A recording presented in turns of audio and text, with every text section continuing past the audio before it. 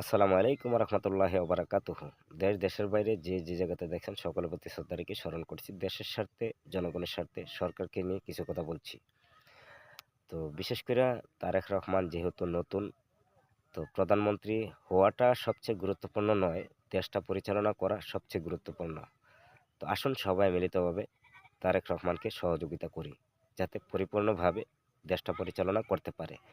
তো তারেক রহমানের কাছে একটা রিকোয়েস্ট আমার, সারা জীবন যারা সরকারি অনুদান পাইতো তাদেরকে সরকারি অনুদান থেকে বঞ্চিত করার চেষ্টা করবেন না।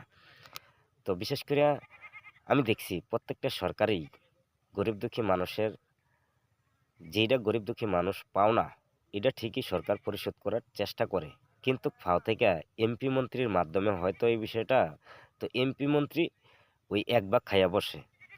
এমপি মন্ত্রী নিজে না যাইয়া দেয় তৃণমূলের নেতাবৃন্দ যারা আছে তাদের হাতে, তারা আবার আরেক গুণ খাইয়া বসে।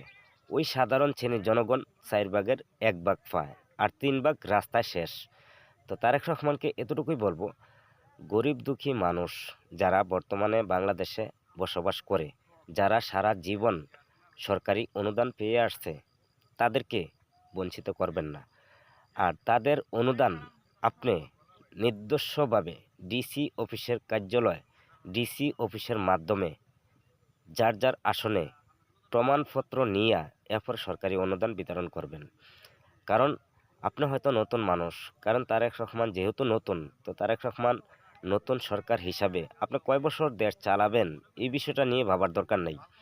যতক্ষণ রিজিক আছে ততক্ষণ এই দেশের পরিচালক হিসাবে থাকবেন। কিন্তু গরিব দুঃখী মানুষের পেটে যদি লাথি দেওয়ার চেষ্টা করেন, তাহলে বেশিক্ষণ থাকা সম্ভব না। কারণ নতুন সরকার হিসাবে বাংলাদেশের জনগণ যেহেতু গ্রহণ করে নিছে, তাহলে এই জিনিসটা মাথায় রাখতে হবে, যাতে করে কোনোভাবে অসহায় মানুষের অনুদান মেরে দেওয়া না হয়।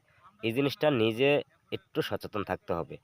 তারেক রহমান, আপনি দেশের সরকার, আপনাকে বিনয়ের সাথে অনুরোধ করে বলছি, গরিব অসহায় মানুষের সরকারি অনুদান আপনার কোনো এমপি মন্ত্রীর হাতে তুলে দিবেন না। তাইলে গরিব অসহায় মানুষের অভিশাপের ভাগিদার আপনি নিজে হবেন, কোনো এমপি মন্ত্রী হবে না। কারণ প্রত্যেকটা এমপি মন্ত্রী নিজের স্বার্থ বোঝে, আপনার স্বার্থ বুঝবে না। আওয়ামী লীগের বেলা যেমন দেখছেন, তো আপনার বেলাও এমনটা হওয়ার সম্ভাবনা বেশি, কারণ আপনার দলে যেই কয়েকজন ব্যক্তি দেখতে পাই, সবচেয়ে বড় নিকৃষ্ট মানুষ হয়তো আমার নজরে আসতে পারে, তো আপনার নজরে নাও আসতে পারে। জনগণ যেহেতু ভোট দিছে, নির্বাচিত হয়েছে, সে খারাপ হোক ভালো হোক তাকে নিয়ে সংসদ পরিচালনা করবেন। তবে তাদের হাতে অসহায় মানুষের দায়িত্ব দেবেন না।